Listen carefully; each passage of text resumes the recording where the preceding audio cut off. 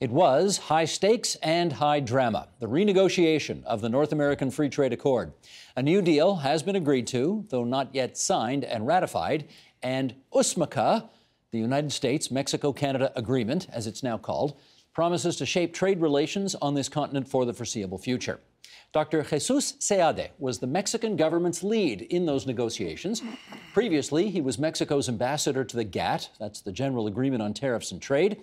He served as a senior advisor to the International Monetary Fund and was Deputy Director General of the World Trade Organization. And he joins us now for some insight into the new USMCA deal, which doesn't sound quite as good as NAFTA, but there it is. And you don't call it that anyway, do you? No, we call it something in Spanish that is much more pronounceable. What do you call it? TMEC, TMEC. TMEC, which stands for and what? We call it treaty. In Mexico, it's a treaty. And then Mexico, Estados Unidos, United States, Canada. TMEC. So the English version of that would be TMOC. But not TMOC, doesn't sound good, TMOC. But TMEC sounds good. That's much better than USMCA. Absolutely. Yeah, I think so. And it doesn't sound like a song also. The YMCA You know song. what I mean, yeah. The Village People, that's what you're talking about. Well, let's go back, because at the start it looked as if Mexico and Canada were sort of joined together in an agreement that, you know, it was one for all and all for one in negotiating with the Americans. And then Mexico signed its own deal before Canada joined in later. Did that partnership kind of disintegrate, and if so, what happened? I don't think so. It's a bit of an overstretch. The Canadian parties were complaining loud, and I think partly fairly, partly because you're negotiating, so you have to say things about what you're not getting. Mexico also had its own grudges. I mean, one of the toughest elements in the negotiation for Mexico that I think is not so bad, but it looked really bad, was a present from Canada. At one point, the Americans proposed that the rules of origin for cars, which is the most important sector in the agreement, would change to include 50% of the cost incurred in the US of A. And Canada and Mexico went very upset, but then Canada found a way to do it in such a way that only Mexico was upset, because the Made in America proposal was changed into made with very high salaries, which are not paid there. Right. But I mean, so in your view, you're negotiating, and I think we all have to understand these things. So in your view, did Canada bail on the agreement before Mexico bailed on the agreement? Well, I'm not sure about bailing, but yeah, I mean, you're looking for your own benefit in a way that doesn't create serious problems for the partner. Canada was particularly upset, I think not so much for the fact that we negotiated a number of things. Everything we negotiated was either bilateral, which is fine, or trilateral, always insisting we want to see Canada come in and change it or discuss it. Trouble was that the whole thing was prolonged too much, so we came almost to the end, no time for Canada, and Canada was legitimately upset. But the main thing that upset Canada was that sometimes, under pressure from President Trump and the American position, people would say, we are looking for a trilateral agreement, but if need be, bilateral can do. And that's something that upset Canada, and that's something that the president-elect and his team, the new government in Mexico, never said. Never said. We, and in particular I, as chief negotiator for him, always said trilateral, trilateral, trilateral. That's what we want. Do you think, though, that, I mean, obviously Canada had more difficulty coming to an agreement with the United States than Mexico did. Do you think it could have got to a point where the whole thing was going to fall apart and it was only going to be Mexico and the United States and Canada would have been left out? I think that's very difficult because to go that way, I mean, initially the Americans were venting that as a threat, yes, as a possibility. But in reality, it's a very expensive possibility for them because they have this situation, which Canada doesn't have and Mexico doesn't have, and probably no other country in the world has, where the jurisdiction to make trade policy, including to negotiate, resides in Congress in the United States. So Congress is the negotiator, and they lend this through something called Trade Promotion Authority to the executive. So they were given permission to negotiate a trilateral. And to change it into a bilateral is not just a question for them to decide. They really would have been challenged in Congress. Some people say, no, they don't need to ask for permission. It's a very arcane legal issue. But either they had to ask for permission or somebody could sue. Right. Sue if they go bilateral. Some NGO in California would sue and say, no, this was trilateral. So it was a really pretty awful prospect to change that. That's why I think they said, okay, let's negotiate in good faith with everybody, and that's what happened in the end. Dr. Seade, you're one of the very few people I've met who has met Donald Trump, who has talked to Donald Trump, and who has a sense of him both, well, let's stick to the script here, as a negotiator. You know, he's all about the art of the deal. Do you think he's a good negotiator? Well, I think so, just as Canadians also are, because when you negotiate, you really have to face the counterpart with a clear message that you are serious, that you are willing to go all the way. He's a very tough negotiator. He really instills fear in you, and that's important. Is that a good thing? That's a good thing. I think you have to do two things that are almost contradictory. You have to make the counterpart, I don't call it opponent, but the counterpart, understand that you are willing or needing to go all the way, but at the same time, you need to instill confidence, a sense of honor and trust, and work together. The way I put it is that you have to construe things in such a way that the two sides of negotiators create a single team. But let me ask you about that. A single team whose job is to see the whole thing through. I understand that, but which is why I'm going to follow up with this question. There were numerous times during the course of the negotiations when the President of the United States personally attacked the Prime Minister of Canada or personally attacked Chrystia Freeland, Canada's foreign minister. Also, yeah. There were times over the past couple of years where the President of the United States has said some horrible things about Mexicans. They're rapists, they're murderers, they're this and that, you know, and want to build a wall and charge you guys for the privilege of having that wall built.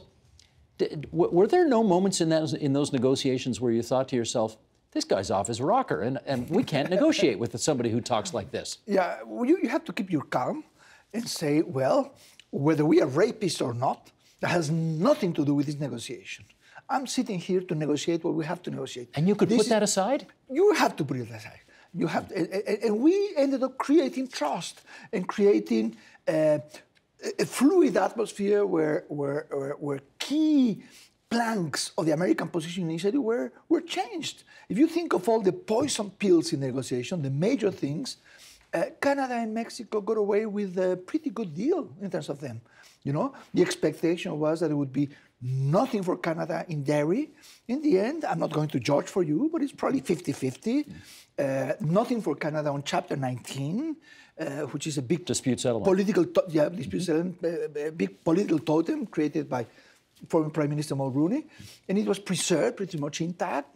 For Mexico, there were awful things like the strong proposal to have seasonal tariffs, so that when Americans are in season producing and collecting tomatoes, you raise the barrier on tomatoes. But come on, we are both in the Northern Hemisphere. It's the same season. So all these things were terrible, not to mention Chapter 20, which is also a dispute settlement that they wanted to make voluntary. You could veto an adverse ruling. And the biggest of all, the sunset clause. This is going to end, if I want it to end, in 5 years. All of those were changed fully or partially in directions that we preferred. I think we did pretty well, you and I. Was there ever a moment during the negotiations where you just swore out loud in Spanish because it was just so frustrating? Well, yes, of course. I mean, I really admire and like the American chief negotiator, Bob Lighthizer. He's my, not exactly friend, I've never been to his house, but... What about Navarro? Do you like him? Well, I didn't have much to do with him. Okay. I met him once, and it was a good conversation. Because our people don't like him, that's for sure. No, but he said there's a special place in hell for Canadians. You know, we like to think we're pretty nice people. It could be the ante-room where you see other people through. You never know. You stay out. I don't know which place that is. But, I mean, he's personable. I don't like his ideas at all. But Bob Lighthizer is a very tough negotiator. He really goes angry. But he's a man that you can trust. He's honest and he's capable. And once he agrees to something, he works with you to make it a reality. I mean, we agree to a principle. He will contribute 50%, if not more than that, to make it a reality in terms of details, despite the fact that it came from you. Okay. So he's a good man. You know that President Trump, before USMCA or TMEC came into place, TMEC. He used to say NAFTA was the worst agreement he'd ever seen in his life. Do you agree? Was it the worst agreement ever? Well, it was the worst agreement ever. The new one is the best ever. So this is amazing alchemy. And we all did it. Are you proud? I think you're being very facetious right now. That's what I think. I think so. No, I really don't think the two agreements are that different. I think this one is an improvement upon the old agreement, an improvement because the obvious things, you had to update it and have rules for digital trade or whatever, but also because lots of things that were not pretty good, not very good, were made more precise and more, kind of tighter. And then in terms of actual hard obligations, there's not so much change. There are some things that we don't like.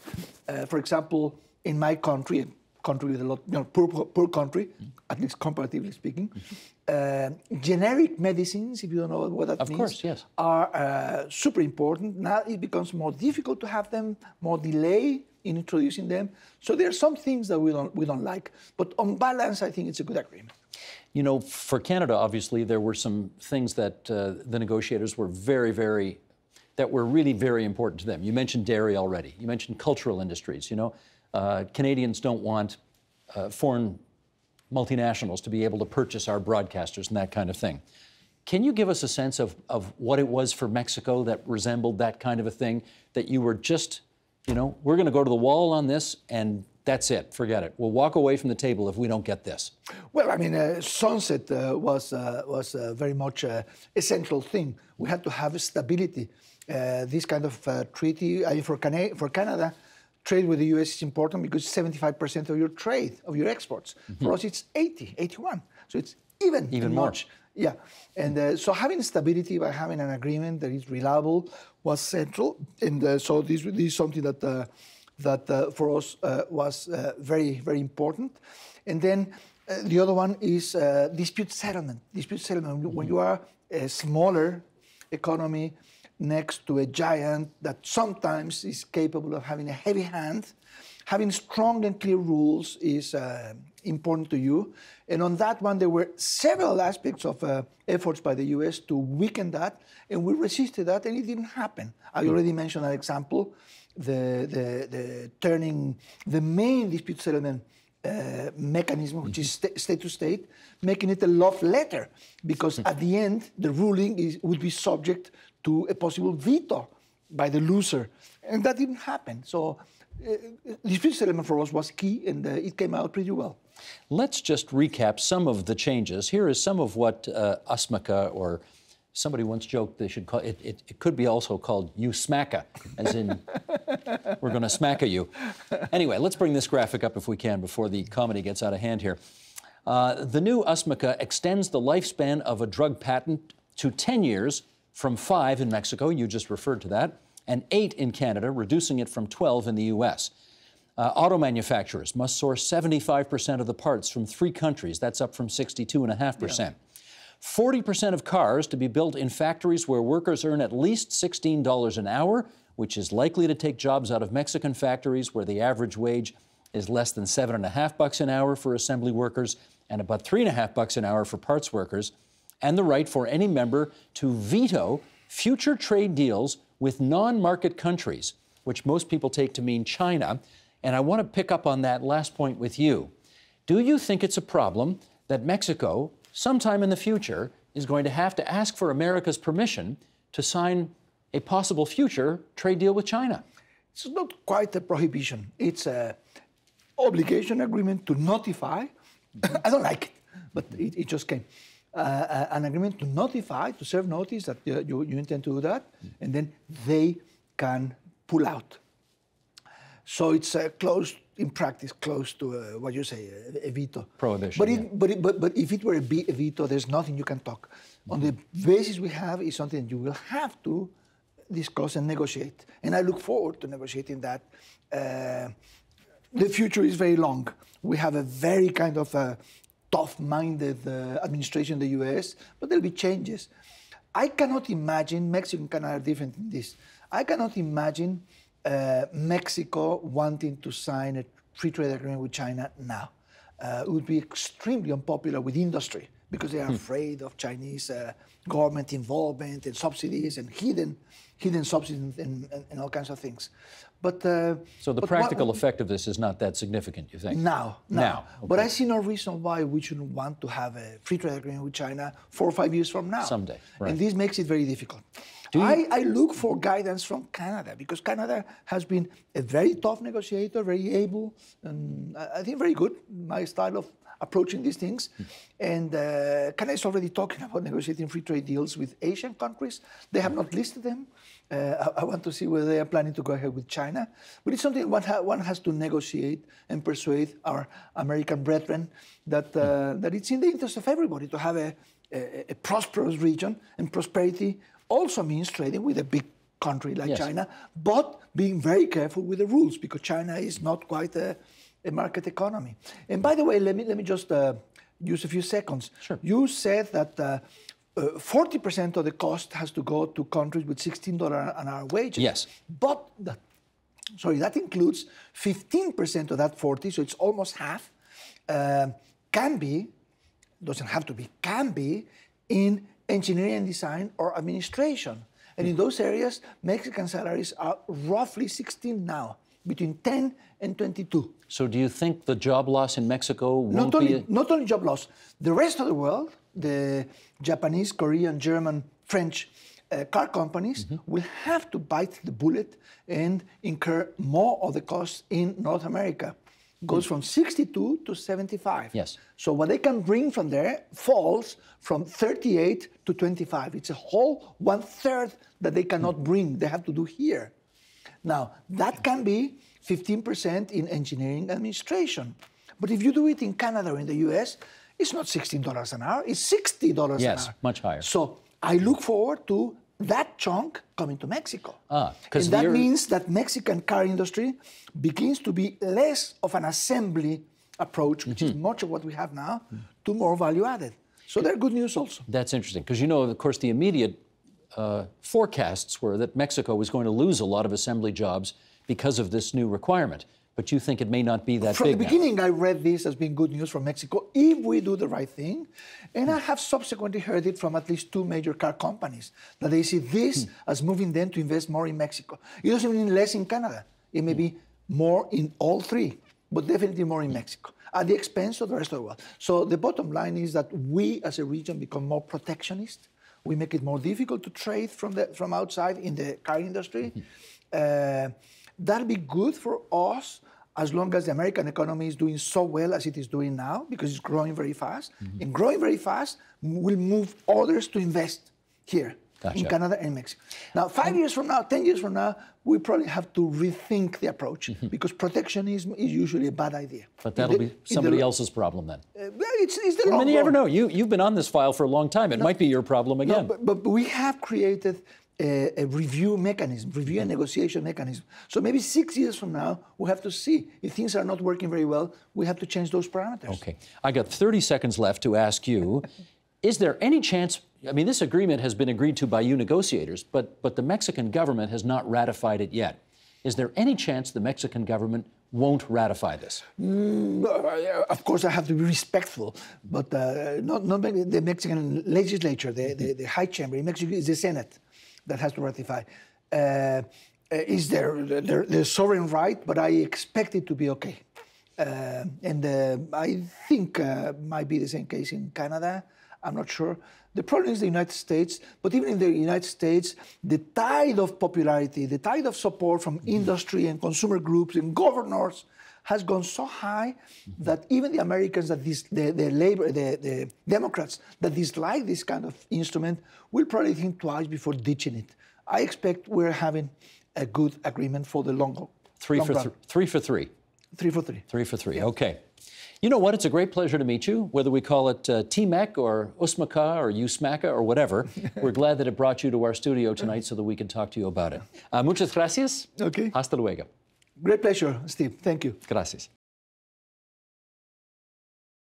The Agenda with Steve Paikin is brought to you by the Chartered Professional Accountants of Ontario, helping businesses stay on the right side of change with strategic thinking, insightful decisions, and business leadership. Are you on the right side of change? Ask an Ontario CPA.